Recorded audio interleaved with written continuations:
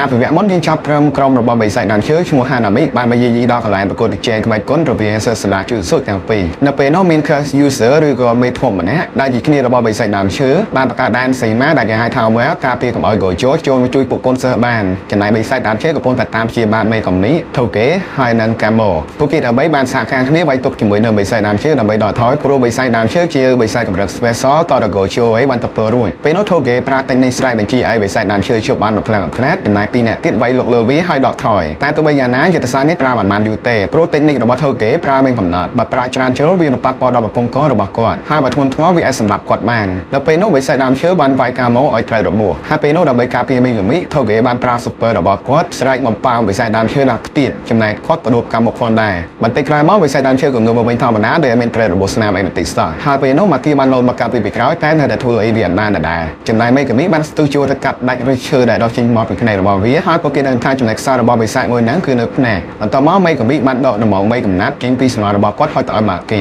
មកដល់ពេលនេះយើងទើបទៅដឹងថាមីកាមីមានសមត្ថភាពពិសេសមួយទៀតគឺគាត់អាចរក្សាអាវុធដែលមាន curse energy ជាច្រើនទុកនៅក្នុងសំណល់របស់គាត់ចំណែកម៉ាគីវិញគឺអ្នកជំនាញប្រើអាវុធអីក៏នាងចេះប្រើបានយ៉ាងស្ទាត់ជំនាញដែរដល់ពេលនោះពួកគេ12នាក់បានរួមដៃគ្នាសម្រុកទៅវាយបិសាចដើមឈើតែមិននឹកស្មានថាបិសាចដើមឈើអាចវាយបមកលើពួកគេវិញបានធ្វើឲ្យមីកាមីមានការដកចេញពីពោះហើយអាការហ្នឹងគឺវាស៊ី curse energy មានន័យថាបើសិនជាមីកាមីនៅតែប្រើ curse technique ទៀតការនោះនឹងដកឬចាក់ទម្លាប់ battle របស់មីកាមីសម្រាប់គាត់ចោលចំណែកម៉ាគីក៏ត្រូវបានបិសាចដើមឈើប្រើឬរបស់វាចាក់ជាប់ដែរពេលនោះមីកាមីចង់បន្ថយជីវិតប្រើ curse technique ម្ដងទៀតដើម្បីជួយម៉ាគីសំណាងល្អ Todo ហើយនិងយូជីបានមកជួយម៉ាគីតនមុនពេលហ្នឹង Todo បានតង់ឲ្យផែនណាជួយយូម៉ាគីហើយនិងមីកាមីទៅព្យាបាលតើឲ្យគាត់និងយូជីចាត់ការជាមួយអាបិសាចដើមឈើហ្នឹងជាកិច្ចចាប់ផ្ដើម Todo បានឈរមើលឲ្យយូជីវាយជាមួយនឹងបិសាចដើមឈើហ្នឹងសិនបើសិនជាយូជីមិនជាប្រើ technique ដែលគាត់ទំព្រានហើយហៅថា Black Flash ទេគាត់អត់ជួយទេពេលនោះយូជីបានសួរបិសាចដើមឈើថាគឺជាប៉ះពាល់របស់បិសាចម៉ាហ៊ីតូមែនពេលដឹងថាអញ្ចឹងមែនយូជីខឹងណាស់ក៏សម្រុកចូលទៅវាយបិសាចដើមឈើទាំងកំរោលហើយពេលហ្នឹងគាត់ក៏ដាក់កណ្ដាប់ដៃ Black Flash ដែរតែវាអត់ត្រូវនៅពេលដែលយូជីដកថយមកដល់លើគោកវិញ Todo បានតែគាត់បណ្ដៃហើយស្ដីថាកំប្រារំឆេឆាយអញ្ចឹងអត់ត្រូវទេព្រោះចាំបាច់វាយយីមើលមុខម្ដាយទៀតម្ដងនេះយូជីបានផ្ដោតអារម្មណ៍រហូតដល់ហេទឹកមាត់ហើយក៏សម្រុកចូលទៅប្រើកណ្ដាប់តែម្លេចឆ្លាស់សម្ដំទៀតបានសម្រេចរហូតមកដល់ពេលនេះយូជីទៅបានភ្លក់រួចជាថាពល curse energy របស់គាត់ជាលើកទី1ទេហើយ Todo បានមកអបអរសាទរគាត់ដែលបានរីកចម្រើនច្រើនពេលនោះយូជីចាប់អារម្មណ៍ថាបិសាចដើមឈើអាចព្យាបាលរបួសស្នាមរបស់វាបានវិញយ៉ាងលឿនហើយ Todo បានបញ្យល់គាត់ថាទោះបីវាអញ្ចឹងមែនក៏វាបាត់បង់ថាពល curse energy យ៉ាងច្រើនដែរហើយបើសិនជាពួកគេអាចកំទេចក្បាលរបស់បិសាចនៅបានគឺ game over បានន័យថាពួកគេនឹងឈ្នះដល់ពេលនោះបិសាចដើមឈើបានមកហាយឃើញដៃដ៏ sexy របស់វាម្ខាងទៀតហើយសម្រុកវាយមកលើ Todo និងយូជ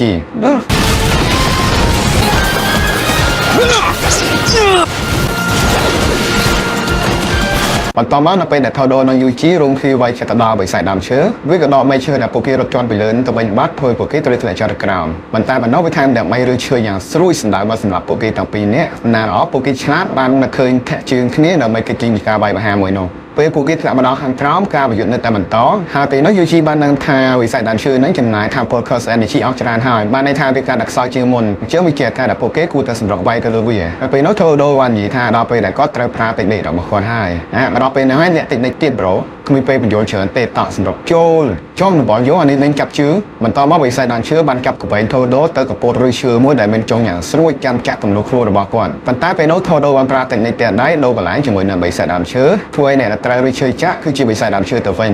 technique ទៀតដែរដូរកន្លែងហ្នឹង Todo បានហៅវាថា Boki ពេលនោះពួកគេបានសម្រុកចូលទៅវាយវិស័យដើមឈើហ្នឹងឡើងវិញមិនដឹងទុកមួយណាចោលមួយណាទ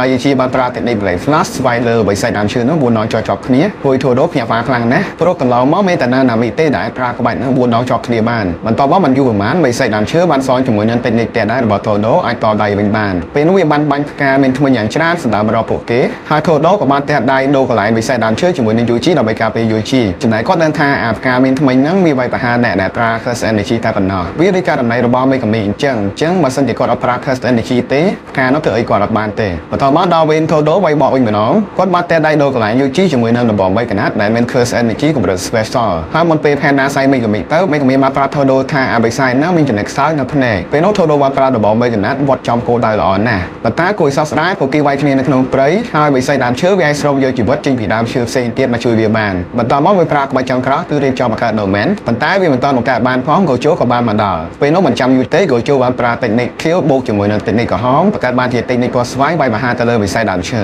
បន្ទាប់មកគាត់បានទៅសនាសនាជាមួយពេទ្យទាំងអដែលកំពុងតែប្រយុទ្ធជាមួយនឹងលោកនាយកការគូកាន់ជីហើយគ្រាន់តែបានឃើញកោជោភ្លាមពេទ្យទាំងអបានសម្រុកចូលវាយកោជោតែបែរតែនិយាយទៀតត្រូវរបួសខ្លួនឯងវិញក្នុងពេលជាមួយគ្នានោះនៅពេលដែលកោជោហើយនឹងអ្នកផ្សេងទៀតកំពុងតែរវល់វិវក់វិស័យម៉ាហ៊ីតូបានឆ្លៀតចូលទៅក្នុងសាលាជឿសុលួចយកម្រាមដៃសុទ្ធនាចំនួន6ហើយនឹងកូនក្រវិស័យដែលពួកគេហៅថា Curse Swarm ចំនួន3ដែលបានរក្សាទុកនៅទីនោះតាមពិតផែនការរបស់ចាប់ទាំងអស់នេះត្រូវបានរៀបចំឡើងដោយកេតូគាត់ថានៅមានផែនការកម្ចាត់នគរជោនៅថ្ងៃទី31ខែហោះនៅតំបន់មួយដែលគេហៅថាស៊ីបូយ៉ាឋានទៀតផងកន្លែងទៅមើលវិស័យដើមឈើវិញពេលនេះបានត្រូវរបួសធ្ងន់តាមអត់តនលេទេហើយត្រូវបានម៉ាហ៊ីតូជួយសង្គ្រោះចំណែកអពេទាំងអស់ដែលได้កាប់យកទៅសួរចម្លើយនៅសាលាជូស៊ូក៏មានឈ្មោះថាជូសូគូមីយ៉ាចំណែកសារភាពរបស់ជូសូនៅពេលនោះអត់សូវបានផលប្រយោជន៍អីប៉ុន្មានទេគ្រាន់តែដឹងថាគាត់ធ្វើការជាមួយនឹងមនុស្សម្នាក់ដែលស្លៀកស្បង់យពរហើយមានសក់សខ្វៃត្រឹមស្មាបន្ទាប់មកខ្សែរឿងបានកាត់ទៅមើលមេកាមីដែលកំពុងតែសម្រាប់ព្យាបាលពេលនេះគាត់បានផាត់គ្រោះថ្នាក់ហើយយូជីនិងណូបារ៉ាបានយកភាសាទៅញ៉ាំជុំគ្នាជាមួយគាត់ពេលนั้นណូបារ៉ាបានសួរយូជីថាហេតុអីបានដូចជាត្រូវគ្នាជាមួយនឹងស្វាគីកងថូដូម៉ែ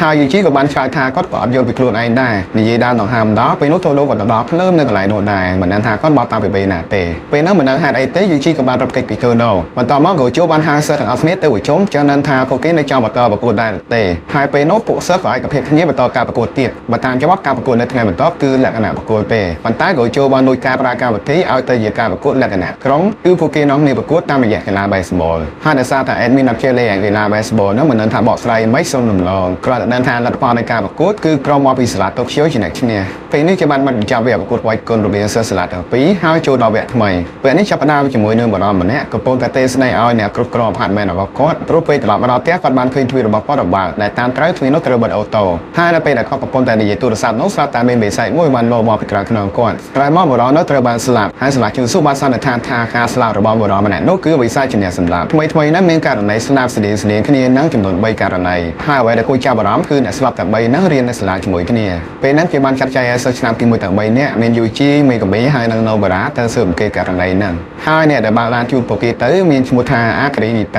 ាដែលជាអ្នកជំនួយការចាត់ការទូទៅម្នាក់ស្តៀងអ៊ីឈីដែរពេលនោះនីតាបានជួបពួកគេទៅផ្ទះរបស់មនុស្សម្នាក់ដែលស្គាល់ជនរងគ្រោះទាំង3នាក់ហ្នឹងកាលពីនៅរៀនប៉ុន្តែនៅពេលដែលពួកគេទៅដល់មនុស្សម្នាក់ហ្នឹងក៏ត្រូវបានបិសាចសម្លាប់ដូចគ្នាកាលពីយប់ថ្ងៃនៅសល់មិញបន្ទាប់មកពួកគេបានបន្តដំណើរទៅសាលាដែលជនរងគ្រោះទាំង4នាក់ធ្លាប់រៀនតែរកឃើញតម្រុយខ្លះនៅទីនោះណូបារ៉ាបានឃើញក្មេងស្ទាវ2នាក់កំពុងតែលួចជក់បរិយនៅក្នុងសាលាហើយនាងចောင်းប្រវល់យូជីបារ៉ា2នាក់នឹងចេញក៏បើតហើនពេកពេលហ្នឹង2នាក់នោះមើលទៅដូចខ្លាចពួកគេណាស់ហើយបានគ្រប់ពួកគេឡើងញាប់ធ្វើយូជីនិងណូបារ៉ាកន្ទឿឬខ្លាំងណាស់តែតាមពិត2នាក់ហ្នឹងគ្រប់ខ្លាចនៃកាមីសោះយ៉ាជួយចរិតមើលតាមពិតក្រុមបងធំសោះមេកាមីធ្លាប់រៀននៅសាលាមួយហ្នឹងហើយការប្រកបនៅរៀនគាត់បង្ក្រាបក្រុមបងធំនៅសាលាហ្នឹងចោលទាំងអស់ចឹងហើយទៅមេកាមីល្បីឈ្មោះខ្លាំងណាស់សូម្បីតែអមអ្នកយាមនៅសាលាហ្នឹងក៏ចាំគាត់បានដែរអូណូយម៉ែ friend ខ្ញុំចឹងបន្ទាប់ពីដឹងរឿងជនបរងគ្រោះទាំង4នាក់អមអ្នកយីនៅចាំថាកាលពីនៅរៀនជាង20ឆ្នាំមុនពួកគេសិតតែជាក្មេងប៉ុណ្ណឹងមានលើនោះពួកគេអត់បានមករៀនទេហើយនៅពេលដែលសាលាតាក់ទងទៅឪពុកម្ដាយប៉ាម៉ាក់ពួកគេក៏បានប្រាប់ថាបាត់ខ្លួនពួកគេមកយប់ហើយក្រោយមកគេបានប្រទះឃើញក្មេងទាំង4នាក់នៅស្លាប់នៅជិតស្ពានមួយឈ្មោះយ៉ាសូហាឈីដែលដើម្បីថាជាស្ពានដែលមានក្បាច់ល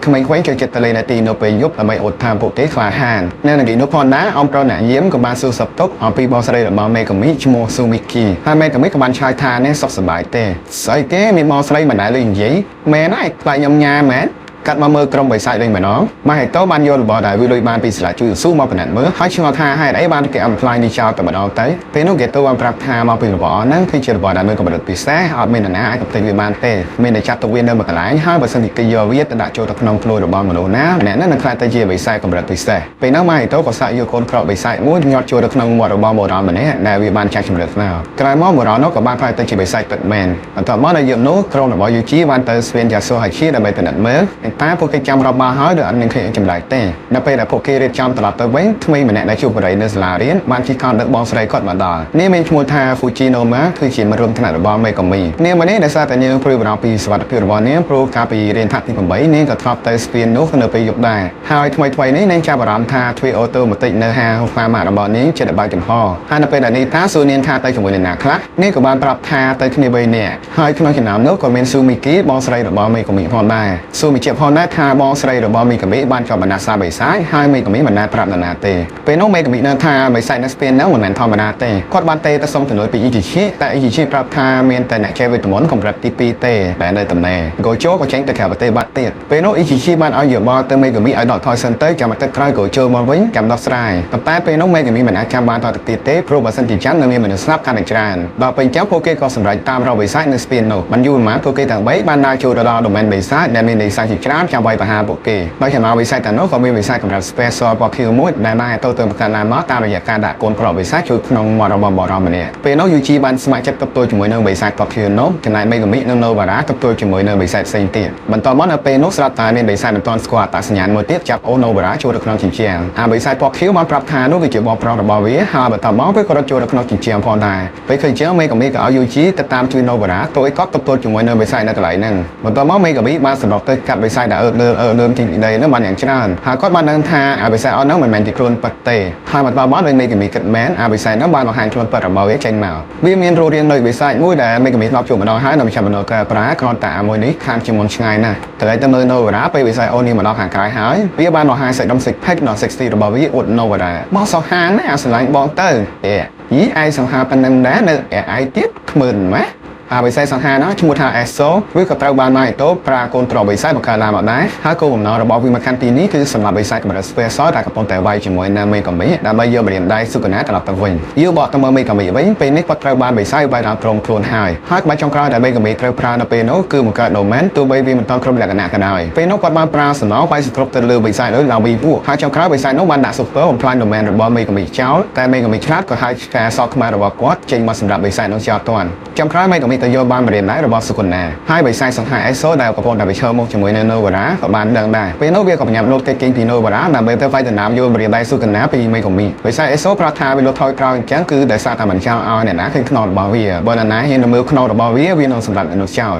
ចៃដន្យពេលនោះ UG បានដេញកាប់បិសាចកខៀវមកដល់ទីនោះហើយបានឃើញខ្នោរបស់វាដែលមានមុខមាត់ផ្សេងទៀតដល់ពេលអញ្ចឹងបិសាចសង្ហា ESO ក៏បង្ខំចិត្តប្រយុទ្ធជាមួយនឹងពួកគេទាំងពីរខតិចនេះរបស់បិសាច ESO គឺគាត់ប្រើឈាមរបស់គាត់បង្កើតទៅជាស្លាបហើយឈាមរបស់គាត់នោះសាហាវណាស់តោះអីនេះនឹងដូចទឹកអាស៊ីតអញ្ចឹងពេលនោះបិសាច ESO បានវាយប្រហារទៅលើ UG និង Novara ធ្វើឲ្យ Novara រត់មិនទាន់ក៏ដួលពេលឃើញអញ្ចឹង UG ក៏ចាប់3ងាវរត់គេចទៅដល់កន្លែងមួយហើយគិតថាមានសុវត្ថិភាពហើយមិននឹកស្មានថាអាបិសាចពកខៀវដែលជាប្អូនរបស់បិសាច ESO បានមកស្ទាក់ Pokemon ហើយបានប្រូឈាមដាក់ UG ចំណែក Novara ក៏ត្រូវបានបិសាច ESO ប្រើឈាមមកចាប់ដៃនាងបានផងដែរបន្ទាប់មកបិសាច ESO បានអធិវិតឈាមរបស់វាឲ្យចាប់ផ្ដើមសម្រាប់ UG និង Novara បណ្ដាវាប្រាប់ថាឈាមវានឹងចាប់ផ្ដើមស៊ីសាច់ Novara ហើយនិង UG រហូតដល់អស់សល់តែឆ្អឹងបើមិនចង់គាត់ដោយវេទនាទេឲ្យវាសម្រាប់ចោលហើយទៅពេលនោះ Novara បានសោះចំអកឲ្យវាព្រោះនាងដឹងវិធីទប់ទល់ជាមួយបិសាចមួយហ្នឹងយើងកុំភ្លេចថា Novara ចេះធ្វើអំពើឲ្យតែបានរបស់អីពីខ្លួននរណាម្នាក់គឺនាងអាចធ្វើបាបអ្នកនោះបានពេលនោះ Novara បានប្រើតែកោចាក់ចូលទៅក្នុងដៃរបស់នាងហើយវាដូចចាក់ចំបិសាចទាំងពីរនោះអញ្ចឹងបន្ទាប់មក UG ឆ្លៀតបិសាចពីរនាក់ហ្នឹងកំពុងតែត្រូវរមួសគាត់ក៏ឆ្លៀតប្រើកណ្ដាប់ដៃវាយសម្រុកទៅលើបិសាចជាប្អូនពេលនោះបិសាច ESO ក៏ចង់ជួយប្អូនវាដែរតែ Novara ប្រើតែកោចាក់ទៅលើដៃនាងដើម្បីទប់ស្កាត់វាកុំឲ្យវាជួយប្អូនវាបានបន្ទាប់មក UG បានបន្តទៅវាយជាមួយនឹង ESO ទុកឲ្យ Novara ចាប់ការជាមួយម្នាក់ជាប្អូនព្រោះវាខ្សោយហើយ